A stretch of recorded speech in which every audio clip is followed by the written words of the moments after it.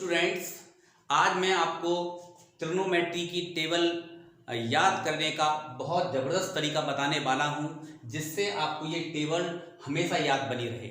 तो सबसे पहले स्टूडेंट्स, इसके लिए रूल समझना होगा कि इसका रूल क्या है। तो ये हर एक एग्ज़ाम के लिए एक इम्पोर्टेंट है और हर एक एग्ज़ाम में ट्रिग्नोमेट्री से रिलेटेड क्वेश्चन आता है, वहाँ टेबल का यूज हमें करना होता है। तो सबसे पहले देखिए, वर्किंग रूल मैं क्या बताता हूँ कि ये मैंने हाथ पर ये वैल्यूज़ यहाँ इंडिकेट कर रखी हैं।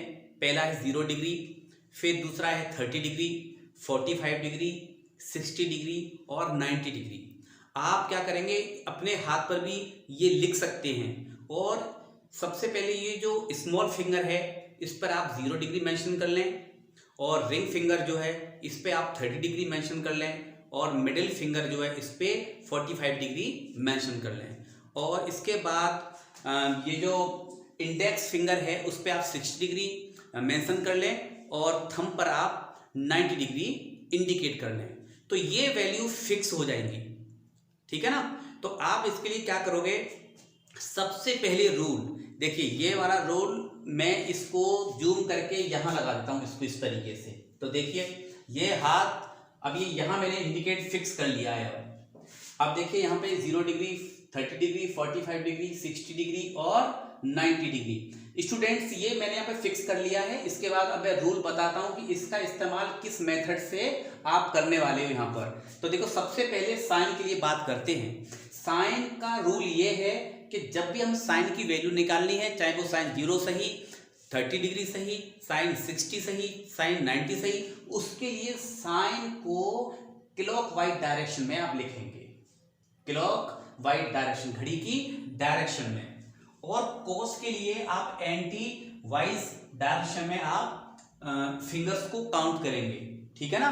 अच्छा, अब टेन के लिए क्या करने वाले हो, साइन की और कोस की क्लॉकवाइज और एंटी क्लॉकवाइज डायरेक्शन को जो फिंगर्स होंगी वो हम लिख दिया करेंगे किसके अंदर, रूट के अंदर। ऐसे ही कोट के लिए कोस की वैल्यू और साइन की वैल्यू रखेंगे रूट के अंदर।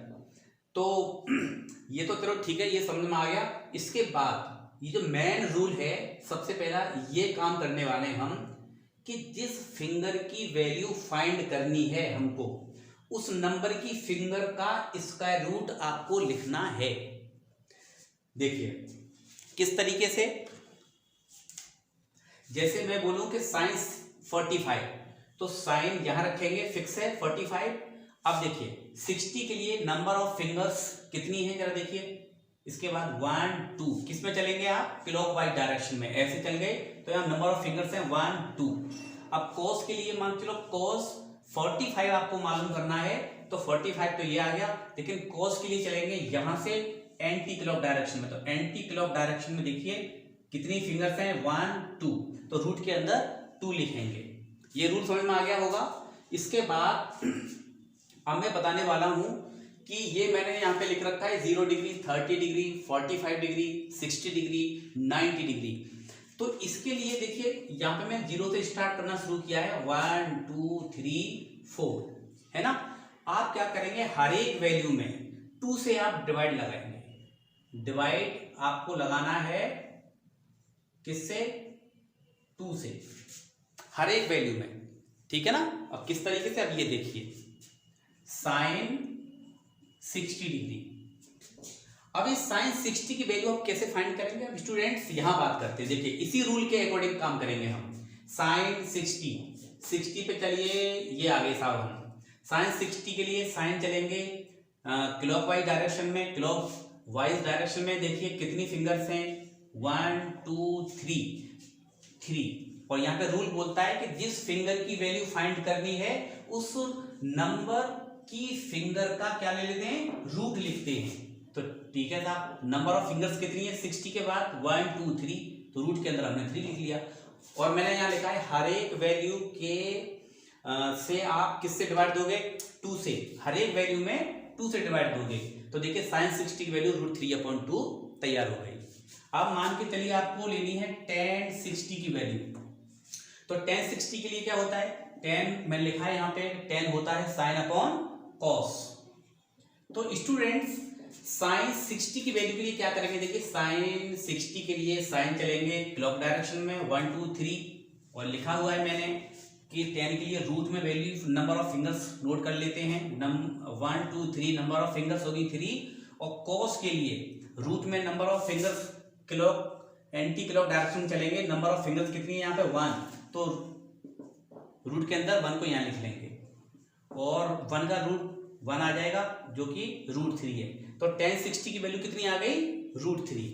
इसी तरीके से स्टूडेंट्स यहाँ पे हम बात करते हैं कि tan 45 ये कितना होगा, तो tan कितना होता है साइन अपॉन कॉस, 45 पे फिक्स कर लीजिए।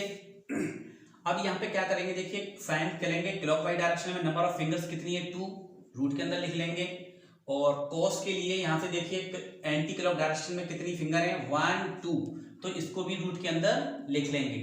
जब न्यूमरेटर और डिनोमिनेटर में वैल्यू सेम होती है तो उसकी वैल्यू कितनी आती है 1, तो tan 45 की वैल्यू हो गई 1। इसी तरीके से मान के चलिए आपको चाहिए कोसेक 30 डिग्री, तो कोसेक के लिए देखिए मैंने लिख रखा है यहाँ पे 1 अपॉन साइन। अब क्या करेंगे, देखिए साइन 30 ये 30 डिग्री है, साइन 30 के बाद देखिए नंबर ऑफ फिंगर्स कितनी है 1, तो आप रूट के अंदर 1 लिखोगे, और ये क्या है मैंने बोला था आप डिवाइड कैसे करने वाले हो 2 से, हर एक नंबर में 2 से डिवाइड करेंगे, तो यहाँ 2 से मैं डिवाइड करूं तो इस नंबर को क्या करोगे, ये 2 कहां पहुंच जाएगा न्यूमरेटर में, तो ये 1 और √2 अपॉन रूट का 1 का इसका रूट 1 आएगा, तो ये वैल्यू हो गई 2। अच्छा, इसी तरीके से स्टूडेंट्स हम यहाँ पे बात करें कि सेक 90 की वैल्यू कितनी होगी, तो आप लिखोगे सबसे पहले कि 1 अपॉन कॉस, तो कॉस की वैल्यू देखिए, तो कॉस 90 की वैल्यू ये है, कॉस 90 कैसे चलेंगे आप एंटी क्लॉक डायरेक्शन में, तो नंबर ऑफ फिंगर्स कितनी है कॉस के लिए 90 के बाद कुछ भी नहीं है, तो यहाँ रूट में 0 लिखेंगे, अपॉन 2 को मैं कहाँ लिख दूंगा ऊपर, तो एनी नंबर अपॉन 0 क्या हो जाएगा इनफाइनाइट, तो सेक 90 की वैल्यू स्टूडेंट्स आ गई इनफाइनाइट। इसी तरीके से आप जिस वैल्यू को फाइंड करना चाहते हैं उसकी वैल्यू आप फाइंड कर सकते हो।